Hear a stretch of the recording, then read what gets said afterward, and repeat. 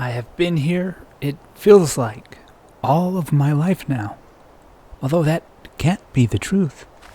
The truth, or as I have recorded it, is that this is some sort of a simulation. Or at least that is how I have come to regard it.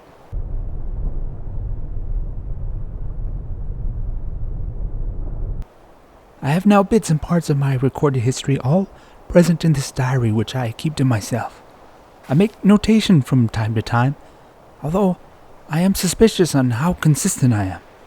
See, time does not move here. One cannot see it move. It simply moves so quietly and seamlessly, one can be lulled into thinking that this is not moving at all, if it does, or doesn't. I don't know when I first got here, and therefore I cannot tell you how old I am. I can't remember anymore. I do remember being quite giddy to be here. I have only one passing memory of what life used to be like. Now it is only this.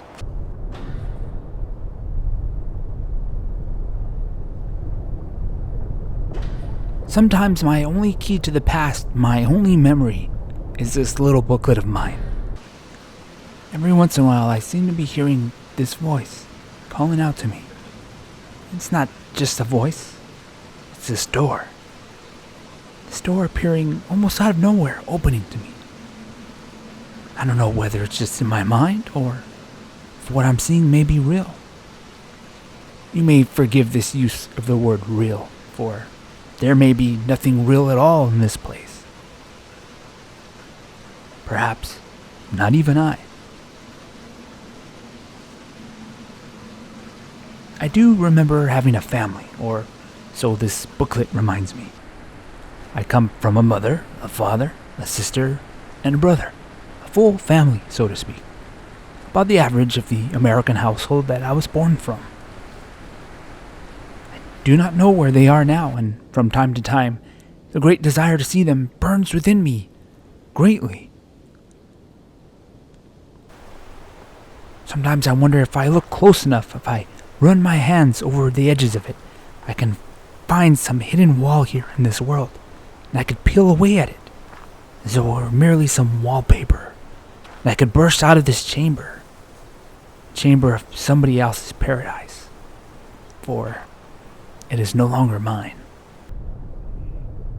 I feel like this place is a representation of a place that I would have considered a paradise, that I would have spent all of my time in. But it does not truly nourish, deeply, mentally, spiritually even.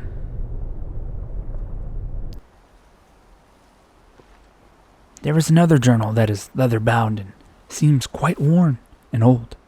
In it, it chronicles the breakdown of a family, which, I fear, may represent my own. I have decided to doubt it and shun it, but the loneliness I feel has brought me back to it again and again. To go back and look over that life, this tragedy, this breakdown of a family, which I again decide cannot possibly be my own, even though the resemblances are terrifying.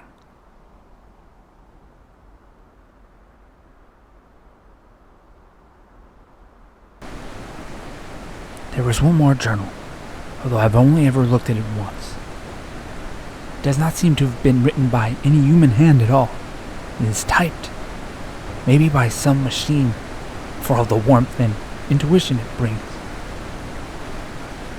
It chronicles the progress of some being in a facility, not unlike the one I find myself in.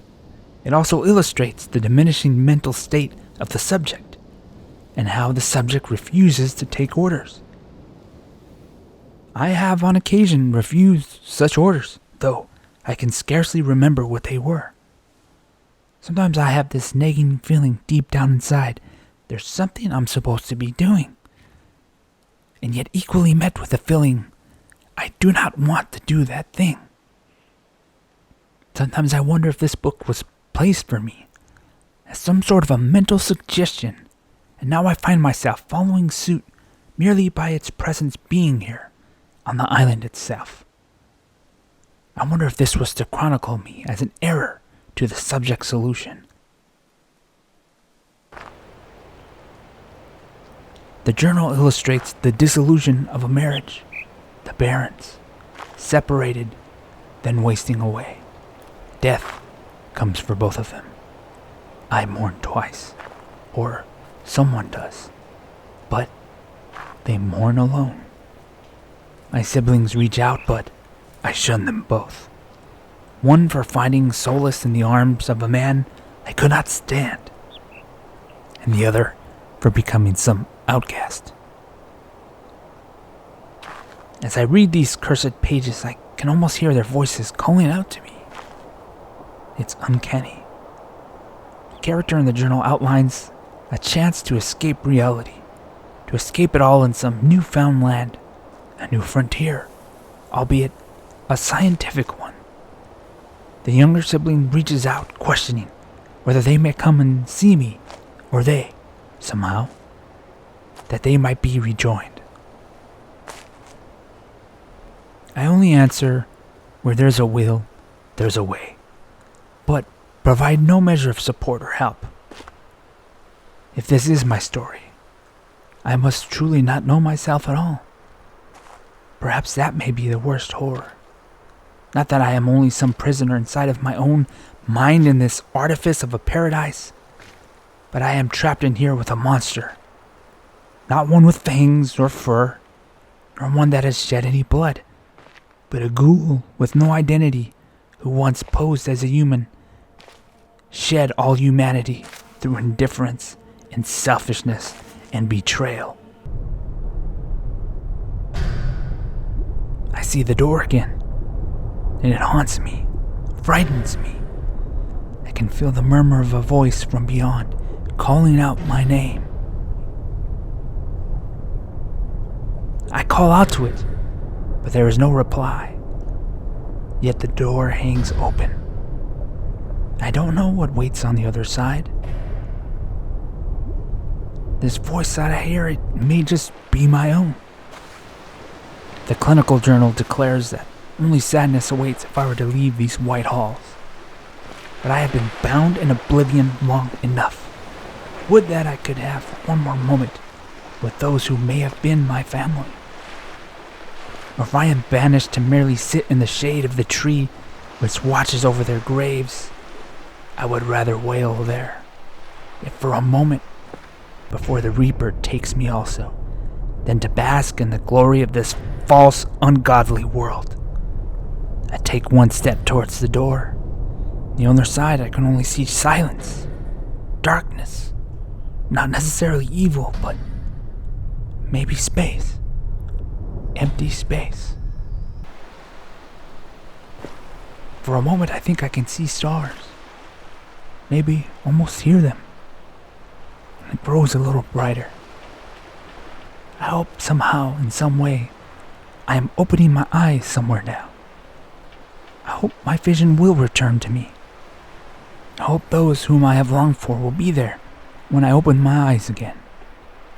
I don't know for certain, and won't know until it's too late. Is it the lady or the tiger that waits for me? I choose to find out, rather to remain in a paradise of hymnal ignorance. May I be blessed with their softest touch, or the most terrible, loneliest bite. I accept the fate which truth may afford me, come what may.